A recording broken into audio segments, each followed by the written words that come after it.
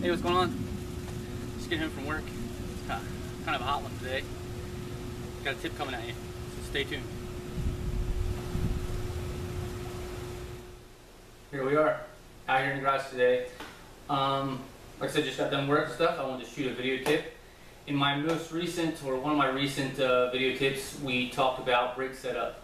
And I've mentioned in brake setup how you should probably, most likely, bleed your brakes at least once a race, depending on how hard you are on your brakes and stuff, because the brake fluid gets hot, it breaks down, and it's less apt to function properly. And your brakes will then, therefore, heat up quicker. So you should always get in the habit of bleeding your rear brakes at least every race. I do my fronts maybe every other, somewhere in there.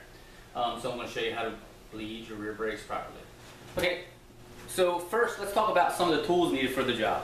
Okay, and I'm talking in reference to KTM and Husky, like I usually deal with. Most of the bleeder fittings are 8mm, so you're going to need an 8mm wrench. You can either use the spark plug wrench supplied in the toolkit when you get a new bike. That does fit the master cylinder, rear brake master cylinder, or an open-end adjustable.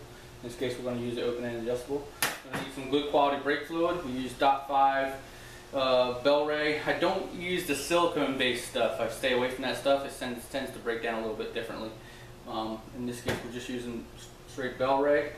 Now, if anybody's bled brakes on a KTM or a Husky, the rear brake master cylinder is kind of hard to get into sometimes with the way the rear exhaust pipe comes down and around. After removing the reservoir cap, it's hard to get into. I have this funky little, I think we got it at, I'm trying to think of the tool, it was a tool place like Harbor Freight or something like that, where they had these nifty little squeeze bottles.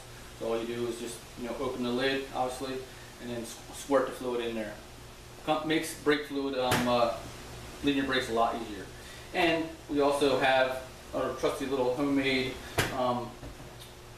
bottle for where the dirty brake fluid will go, instead of just squirting it all over your bike or all over the ground, which I have done that in the past as well. And obviously a roll of paper towels is good and handy too. Let's get to it. Okay, so first you're going to remove the cap off of the brake bleeder back here, the banjo fitting. Okay, remove the cap. And by the way, if you don't have a rubber cap, please try and find one or get one at a department store. You can actually use a vacuum cap for some of the later model cars or something, just because it's a really good idea to keep all the dirt, mud, and residue out of that bleeder. Because when you go to bleed the brakes, it ain't going to happen because it's going to be plugged with dirt. So always keep the bleeder cap on there and secure. Okay, so you're going to remove that. I'm going to slide the 8mm box end wrench over the bleeder, and then you're going to fix the end of your rubber hose for your excess dirty brake fluid to go into. Now the idea behind this is obviously to keep less of a mess happening and getting brake fluid all over your bike, but also it helps in bleeding so no air gets back into the system. Okay, so we're all ready to go there to bleed, but we're not going to do that yet. We're going to jump over here to the master cylinder. Okay, so your master cylinder is located right here behind the frame, behind your foot peg, okay, on the right hand side of the bike. Now I'm going to remove the rear brake master cylinder reservoir cap, okay. Pretty loose already.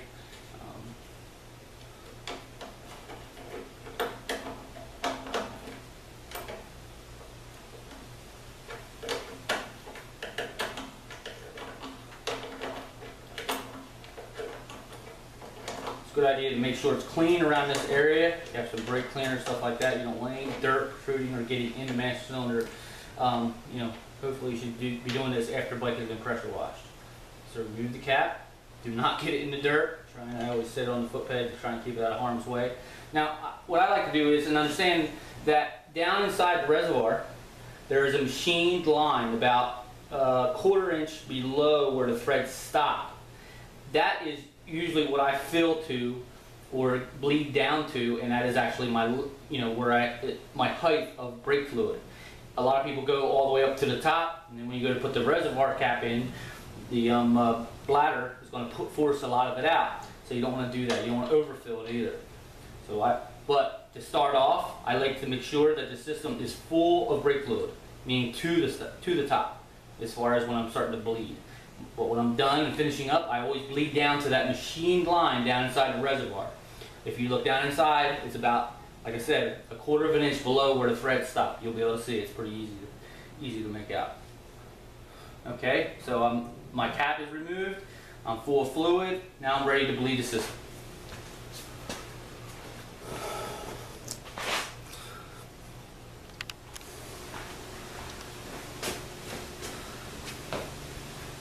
Okay, so we're all ready to bleed brakes now. I'm going to take my fancy little fluid bottle. What I like to do is top off the reservoir. Start with a reservoir that's topped off, because you don't want to be bleeding the brake, keep bleeding the brake, and the fluid goes down to where it starts sucking air way down in here.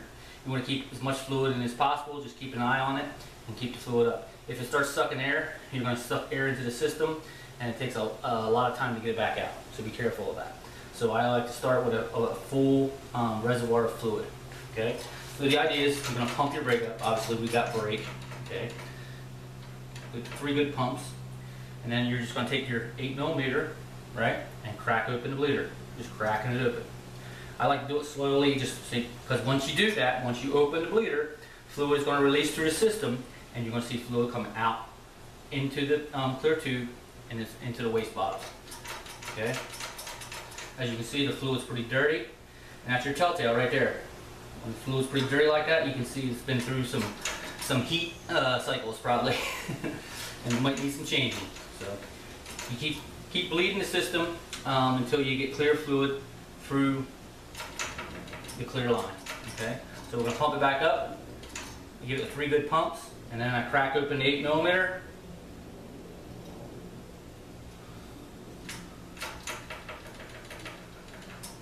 I'm going to give it 3 more good pumps and crack open my bleeder once more. You don't have to crack it very far, just enough just to let fluid out. 3 good pumps, get good pedal. Now, just a telltale thing, if sometimes you feel like the pedal goes down and right where it gets taut, meaning you get brake, it starts to push through or it feels mushy. If it feels mushy, it's a possibility you do have air in the line, and just keep bleeding it, keep bleeding it. You can also back bleed it, which I'm going to show you how to do in a minute. But keep bleeding it until hopefully it gets the air coming out. Now what will happen is you'll see the air pocket pop into this clear tube, so just keep an eye on it. If you have that issue, just keep an eye on the clear tube. Or you can back bleed it, which I'm going to show you in a minute. Or your master cylinder may be bad. When you tell it how to tell if your master cylinder may be bad is if it gets taut, like you'll get pedal, and eventually, just holding pressure on it, it'll push all the way through the brake pedal. What's happening is the seals inside have gone bad. You used to be able to replace these seals, not so much these days on the new master cylinders. Because of that too, I haven't seen too many go bad like they used to do. But if you have that issue, it's probably a bad master cylinder. Okay? So we're going to give it 1 more good pump. Crack open that bleeder. Make sure she's good and snug.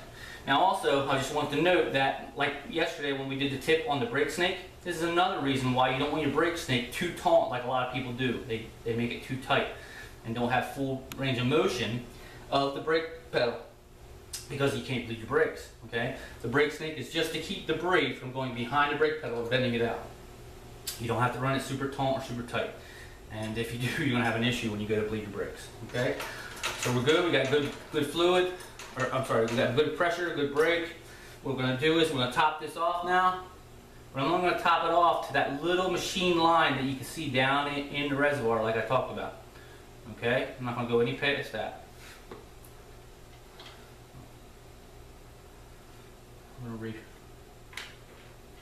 reassemble the whole cap into the reservoir. It's a good idea to make sure there's no dirt on your thread and stuff like that. Usually in this case there shouldn't be. Just make sure it's good and snug. Once you go hand tight, from there it's usually just like a 1/4 turn.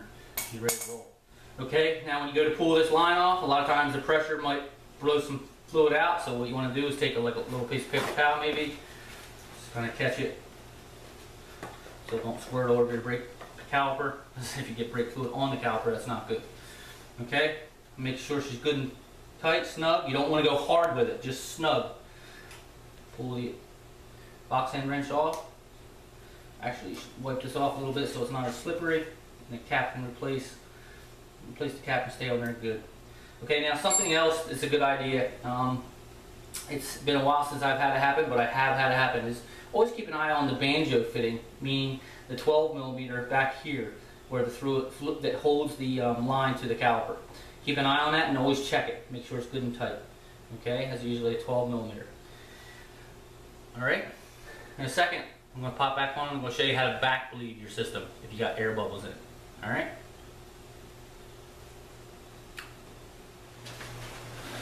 Okay, I've showed you how to bleed your brakes. Now, it's a quick little, it's a trail side tip or something, you know, something that can come in handy if you don't have any tools on you, and I've done it at many schools. Sometimes, have you ever had that instance where the front brake just feels inconsistent, like a little bit of mush, or just inconsistent altogether, like it's not as touchy as you want it to be? And a lot of Brembo systems feel that way. If you go down to the dealership at a KTM Husky dealership and you feel the front brake on every bike, they always tend to feel a little bit different, not always the same. And a lot of times it's just a little bit of bubbles that collect in the hoop part, in the bent part of the brake line. And one way to kind of fix it and help out, make it less mushy and more consistent and have better feel, is to just back bleed it. Now, a lot of times you want to take the reservoir off, make sure it's got plenty of brake fluid in it. Plus, when you back bleed it, you can watch the bubbles come into the reservoir and make sure you're doing it correctly.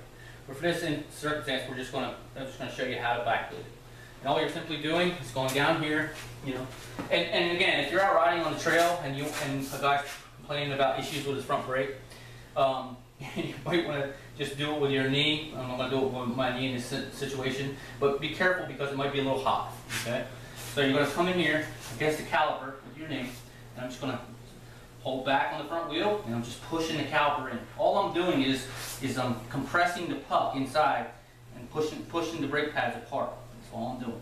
But when I do that, actually, it's also forcing fluid all the way through, backwards, through the brake line into the reservoir. And like I said, what happens is sometimes the bubbles will collect right here at bends sometimes, just little tiny bubbles, and give you that little bit of mush feel. So, okay, I've done it once. I'm going to push it, compress everything in, do it one good time, and you go back up here, and you're going to pull your front brake in about 3 times till you get good front brake, you got good pressure. When you go to pull it the first time, because you've pushed it in, you're going to have to pump the brake back up again.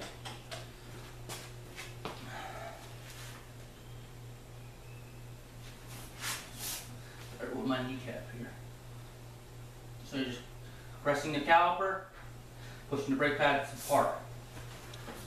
And go back up here and pump it up. I don't feel mushy, but that actually helped a little bit too. So I might have a little bit of bubbles in the line. You can also do this with the rear brake caliper. I see it a lot with the front. A little inconsistent because it's a longer brake line. It's got more bends in it. So that's how you back bleed the system. Hopefully that helped, and it's something you can help make your brakes a little bit more consistent and have a better feel. All right, so there's how to bleed your brakes. Look forward to talking to you guys again with our next tip. Thanks.